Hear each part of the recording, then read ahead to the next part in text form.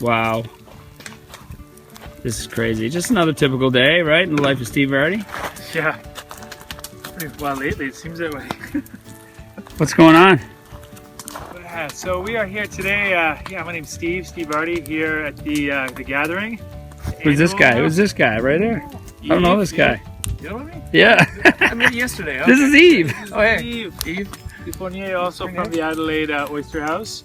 We're out in, it was Jennings Cove? Jennings Cove, just down the shore from Burlington, Shaman Jumder's hometown. Fourth gathering? Yeah, fourth gathering. So we'll be cooking today for a little over 100 people, representing Adelaide Oyster House, doing all seafood today over open fire, and a bunch of raw, cold seafood items as well. Everything you see in the background here came out in boat. 2 tiny little boats. So a satellite kitchen. We've been at it since 6 a.m. this morning, but really, you know, Sean's been at it for the last year. We've been at it for the last couple of weeks. People will arrive over the next few hours, and we'll be ready to go. They're coming in. Have you done? You seem to, as your spirit kind of, you know, that's one of the reasons why I was so excited to have you here. And this is Bob, by the way. Yeah, Watch Bob. out! Don't mess with Bob. The man of the war. But in terms of the spirit of this kind of thing, which is, it seems like I've always known that you and I would be in sync about this. But you come out here, it seems like the synapses that are firing in your head are like parallel to how I see it, like the vision that I have, which is pretty much doing what other people have done for years and years and years. You know, the whole concept of a boil up on the beach. You know, and but you're just taking it to this little bit of a more sophisticated level, I would say, right? Yeah, there's a huge shift in dining over the last half a decade. Really, I mean, over the last decade, but the last 5 years in particular, it's really, really strong. There's a huge movement. Fine dining is, you know, it's still alive. It's still there. It always will be. But the focus, I think, more people are leaning towards like uber casual dining, and not just in a restaurant setting. It doesn't have to be in a restaurant, you know, gastropub type setting. But what we're doing here, you know, or maybe even just at a house. Right? Or getting out in the middle of nowhere, trekking things out by boat, and taking the same people that would be working these restaurants, these nice restaurants, but then just putting them in a totally different location.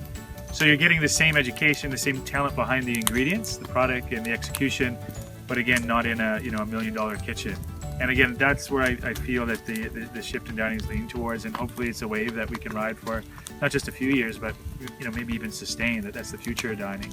And I also feel the experience that people have when they come out here, it's like they don't realize until they experience it. Like, you can tell somebody on paper, show them, we're going to go out to a remote cove and eat some food. It might be raining. You're going to get wet. It might be a little uncomfortable. They're like, nah, I don't think so. I need a nice linens. Yeah.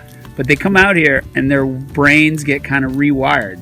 They're like, it hits a primal place. It's something that goes on, and people are like, this is more than I could ever have imagined.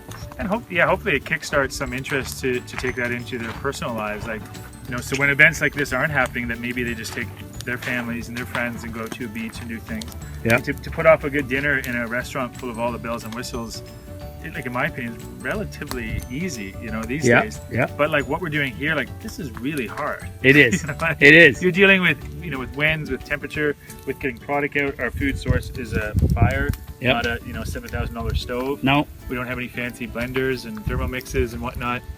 We're just here with a couple axes and some fire. And look at this grill brought to us by, I believe it's Fogo Island Metalworks. That's what they call it, Fogo Island Metalworks. They're amazing. Put it together Chef in a Murray day. McDonald put this together and said, yeah, boys, we can use it for the gathering. He's doing the one tomorrow.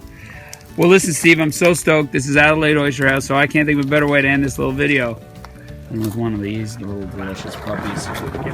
Shucker. Yeah. Let's do it. That's awesome. That's going to be really good to...